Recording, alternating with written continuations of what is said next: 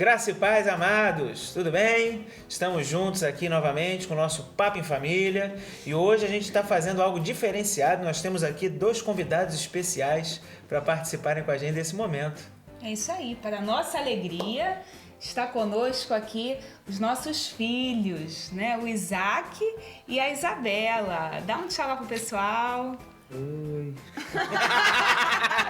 Dá tchau direito, gente! Oh, meu Deus! Então, nós estamos aqui e decidimos trazer os nossos filhos porque nós sempre damos a nossa visão sobre família. Agora, no mês passado, nós tratamos sobre criação de filhos e falamos basicamente sobre filhos pequenos.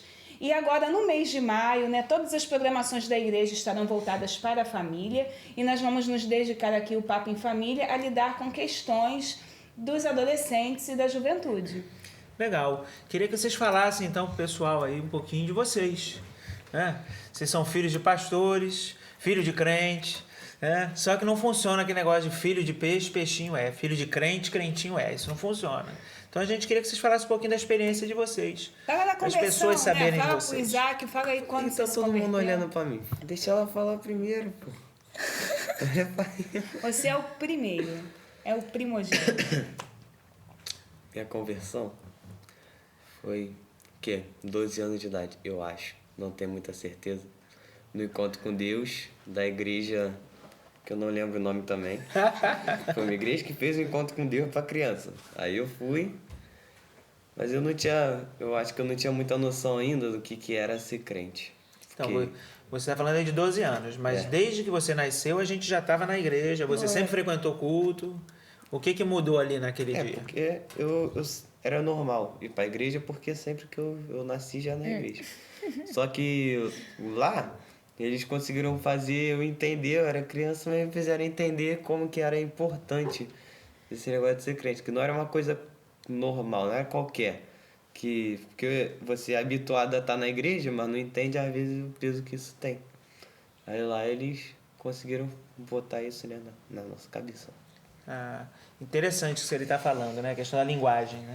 Sim. Isso é interessante para a gente pensar, porque às vezes a gente está lidando com a criança e achando que o que a gente vivencia é suficiente. Ele está compartilhando uma experiência que a maneira como colocaram capacitou, né? Possibilitou que eles compreendessem a mensagem, né? É. E você, Isabela, conta aí pra gente como é que foi sua conversão. Foi lá em casa, quando a gente ainda morava noutra casa, e nós estávamos todos sentados na cama. Não me lembro o que nós estávamos fazendo. Era um culto doméstico. E vocês perguntaram pra mim se eu já tinha aceitado Jesus, e eu respondi que não. E aí vocês se assustaram, né, com a minha resposta, e naquele momento vocês perguntaram o que foi.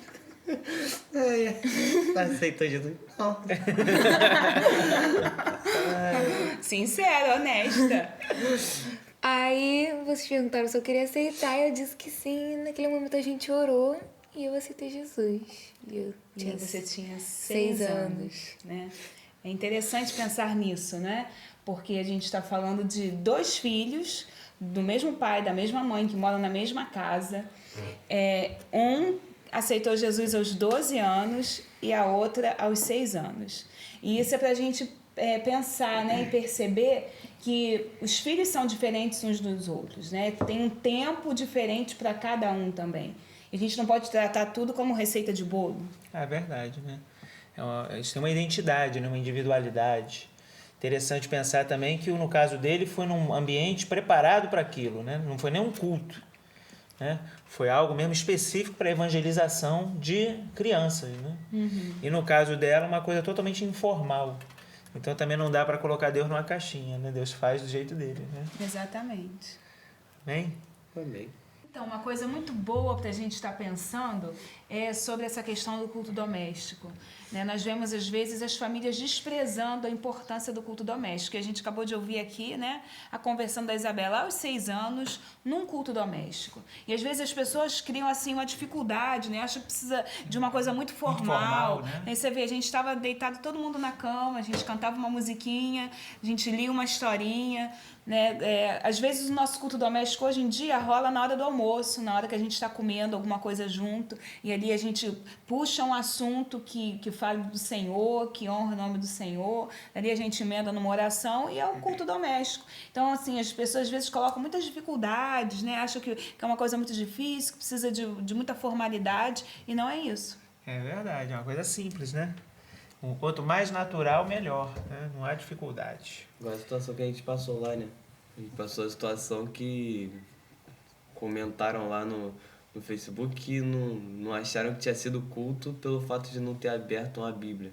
Isso é mais um exato. simbolismo. Nós tivemos um encontrão regional Oxigênio e uma das pessoas que ministrou não abriu a Bíblia, mas falou da palavra o tempo inteiro, né? Sim, E alguém uma fez essa benção. crítica. Mas vamos falar da questão da vida de vocês, né? Da dificuldade, dos desabores, de ser filho de pastor. Vamos lá, Isaac, abre a porteira. Lava a alma. Vamos lá, quando eu era um pequeno mancebo na igreja, aos 6 anos de idade, que vocês assumiram, eu pastorei. As pessoas achavam que eu não podia correr com os menininhos da igreja. O filho do pastor tá correndo?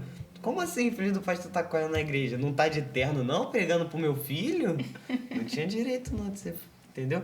Ser filho do pastor é bom, né? Porque tem todas as bênçãos e tal, tem o lado bom. Mas também tem o lado de você ser muito criticado. Na minha vida toda, antes de eu fazer alguma coisa, eu não podia pensar só se estava certo ou estava errado. Eu tinha que pensar se estava certo e se as pessoas iam achar que estava certo também. A gente Isso é muito triste. cobrado, né? Você se sente assim, muito cobrado?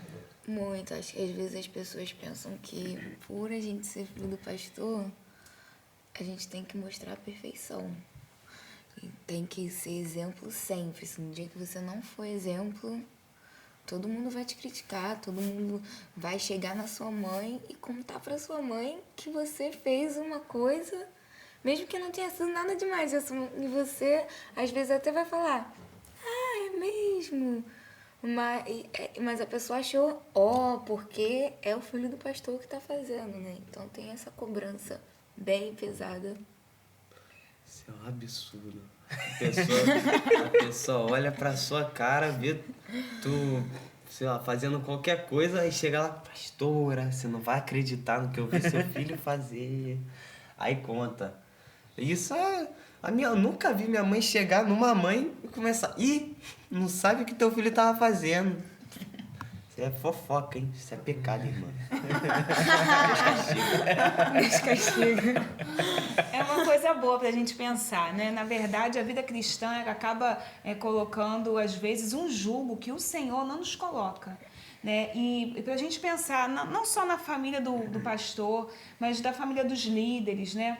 Muitas vezes a gente percebe alguma falta de misericórdia, né? Como a gente ouvia antigamente, né? Filho de obreiro nasce obreiro. Isso não é verdade, né? Você vê, o Isaac só entregou mesmo a vida para Jesus aos 12 anos. Né? A Isabela um pouco mais cedo, mas a vida cristã está sendo desenvolvida ainda, né? Os dons e talentos ainda estão sendo desenvolvidos, a questão da identidade. Então isso é bom para você pensar acerca dos teus próprios filhos. Será que você também não coloca muita cobrança lá nos teus filhos? Porque a gente acaba fazendo com os outros, né, o que a gente faz em casa, né? É verdade. Além de tudo também, você não pode cobrar de uma criança, de um adolescente que tem as concepções, as posturas de um adulto. Porque, afinal de contas, você já errou muito, hein? E ainda tá errando pra caramba, hein? Vamos embora lembrar desse passado negro. É difícil. Amém.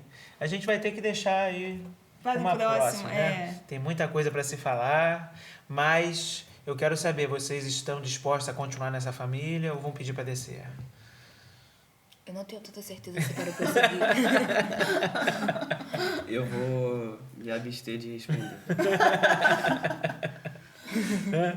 Que a gente possa entender isso, né? Nós temos nossas lutas, nossos desafios, mas o Senhor está conosco, Ele nos ajuda, e a identidade do adolescente ela vai sendo formada, né? Vocês estão numa fase aí de decisões, de escolhas, e a gente vai falar mais um pouquinho disso depois. Nos próximos Mas episódios. agora, por enquanto, nós vamos declarar juntos: eu e a minha casa serviremos ao Senhor.